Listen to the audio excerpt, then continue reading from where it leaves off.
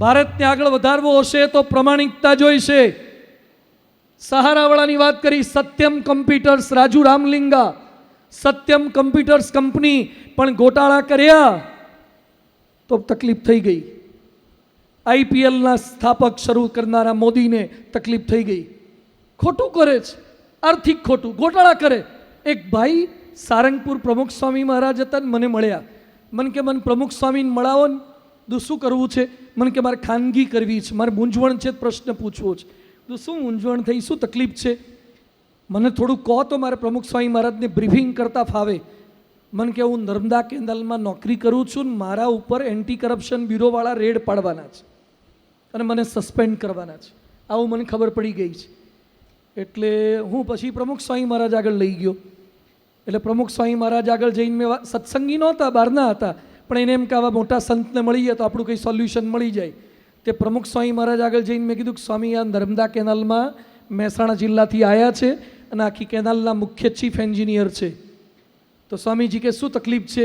એ કે સ્વામીજી, નર્મદાની કેનાલમાં જેટલો સિમેન્ટ વપરાય, જેટલું સ્ટીલ વપરાય, એ બધું મારી સહીથી પાસ થાય. હું ધારું ત્યાં વપરાય, પણ હવે મારા ઉપર રેડ પડવાની છે ને મારો બંગલો ને બધું જપ્ત થઈ જશે, જેલ થશે. સ્વામી કે કેમ આવું થાય? તમે આવડા મોટા સાહેબ છો ને. કે સ્વામી, મેં કેનાલમાં નથી વાપર્યું, બીજે વાપરી નાખ્યું છે. એટલે સિમેન્ટ બીજે વાપરી નાખ્યો, સ્ટીલ બીજે વાપરી નાખ્યું. તે પ્રમુખ સ્વામી મહારાજ તો ભાવમાં આવી ગયા, ગુસ્સે થઈ ગયા. સ્વામી કે ભાન પડે છે કે નહીં? શિક્ષાપત્રીમાં ના પાડી છે, ભગવાને ગીતામાં ના પાડી છે, કોઈનું હરામલું લેવું નહીં. તે પેલો ભાઈ પાછો પ્રમુખ સ્વામીનો હાથ દબાવે કે બાપજી ગુસ્સે ના થાઓ, બાપજી શાંતિ રાખો, મેં ઉપાય વિચારી રાખ્યો છે. એ પાછો બાપાને કે શાંતિ રાખો, મેં ઉપાય વિચારી રાખ્યો છે. એટલે મેં કીધું ભાઈ તમે શું ઉપાય વિચારી રાખ્યો છે? એટલે પ્રમુખ સ્વામી મહારાજ કે શું વિચારી રાખ્યું છે? તો પેલો ભાઈ પ્રમુખ સ્વામી મહારાજને શું કે સ્વામીજી આશીર્વાદ આપજો, જે રેડ પાડવાના છે ને એનું થોડું સેટિંગ ચાલી રહ્યું છે, એને જો અમુક લાખ રૂપિયા આપી દઈશ અને એ લોકો ખાઈ લેશે ને તો પછી રેડ બેડ કેન્સલ થઈ જશે, મને વાંધો નહીં આવે. તો આશીર્વાદ આપો કે રેડ પાડવાવાળા માની જાય. તે પ્રમુખ સ્વામી મહારાજ મારી સામે જોઈને મને કે રેડ પાડવાવાળાએ ખાય? પ્રમુખ સ્વામી મહારાજ મને પૂછે, મને કે એસીબી વાળા હોય, એન્ટી કરપ્શન બ્યુરોવાળા, એ ખાય? પછી મેં હાથ જોડીને એમને કીધું, કારણ કે એ તો જૂના જમાનાના ને આવું બધું એમણે આધુનિક જોયેલું નહીં. એટલે મેં કીધું સ્વામી, ભારતમાં જેટલાને મોઢું હોય ને અને જેટલાને ખોલતા આવડે, અને જેટલું મોટું ખોલતા આવડે, જેટલું મોટું ખોલતા આવડે એટલા બધા ખાય.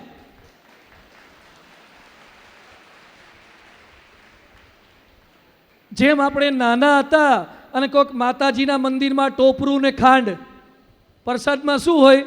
ટોપરું ને ખાંડ, અને બહુ બહુ તો હુખડી. અને આપણે નાના હોઈએ ને પછી લેવા જઈએ, એકવાર ખાઈએ અને પછી મોઢે ચોટ્યું હોય ને આમ લૂછી, આમ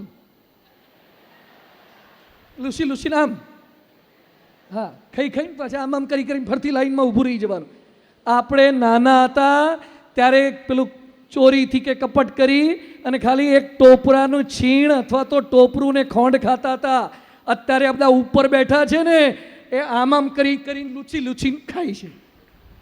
હા, લૂછી લૂછીને ખાય, કરોડોના કૌભાંડો કરે છે. તો ભારત મહાન ના થાય, ના ચાલે ખોટા રૂપિયા ખાવાની ટેવ. એક રૂપિયો ખોટો નહીં. અને થયું ને ગુજરાતમાં, તમારા આણંદમાં સ્ટિંગ ઓપરેશન થઈ ગયું. સ્ટિંગ ઓપરેશન કેમ સ્ટિંગ ઓપરેશન કરવું પડ્યું? કલેક્ટરનું પૈસા જોઈએ છે, એડિશનલ કલેક્ટરને વધારે પૈસા જોઈએ છે અને સાહેબ નથી આપવા દેતા. કરો સ્ટિંગ ઓપરેશન. ખાલી કલેક્ટર થવાથી પૂરું નહીં થાય. યુપીએસસી કરાવો ને જીપીએસસી કરાવો ને કલેક્ટર બનાવવા છે ને કમિશનર બનાવવા છે. ચારિત્રવાન બનો અને ચારિત્રવાન સમાજ તૈયાર કરો.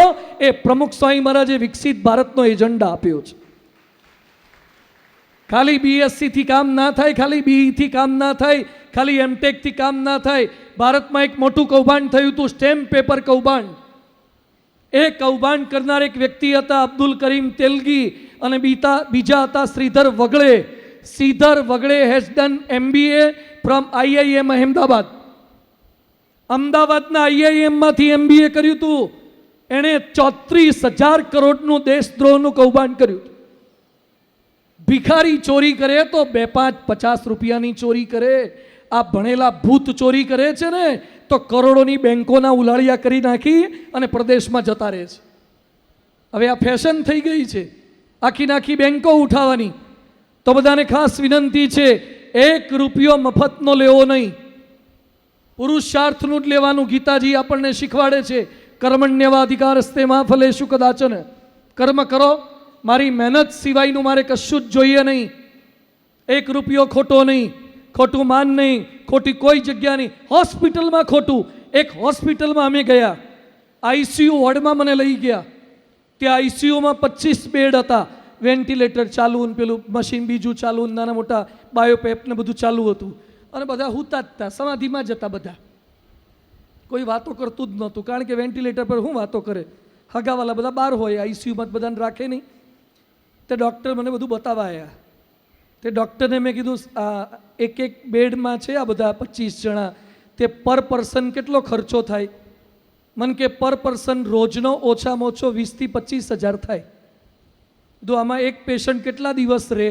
મને કે નક્કી ના હોય, કોઈક 5 દિવસ, 10 દિવસ, 15 દિવસ, 2 મહિના, 6 મહિના વાળાય છે.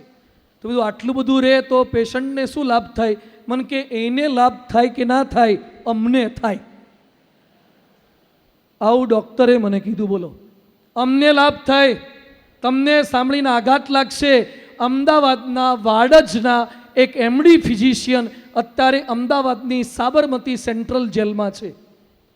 એમડી ફિઝિશિયન, સાંભળજો ડૉક્ટરો, એમડી ફિઝિશિયન કેમ જેલમાં ગયા?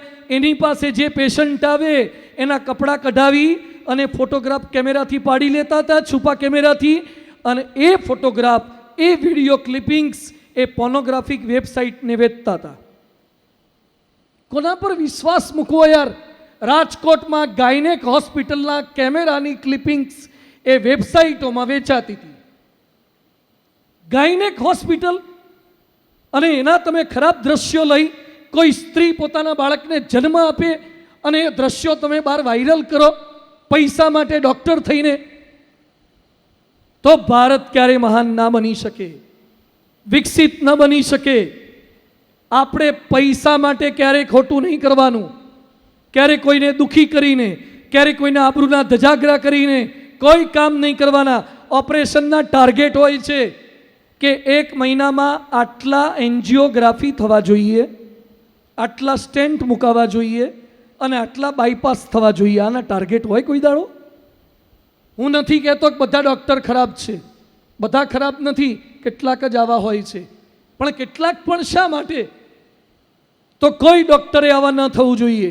ઓનેસ્ટી, પ્રમાણિકતા, જે કરે છે એ પોતે ભોગવશે, એની ચિંતા તમે ન કરો. અને ભગવાન બતાવે છે ને બતાવે છે. જે લાંચ, રૂશ્વત, ભ્રષ્ટાચાર, દુરાચાર, અનાચાર કરે છે, કાં તો એની પહેલી પેઢી, બીજી પેઢી અથવા ત્રીજી પેઢીએ ભગવાન સબક શીખવાડે જ છે, ખબર પડે જ છે. અથવા તો તમારો માયલો તમને કોરી ખાશે જ કે મેં ખોટું ખાધું છે, તમને જીવવા નહીં દે, અંદર તમને અશાંતિને અજંપો રહેશે. તો ઓનેસ્ટી, એક ભારત બનાવવા માટે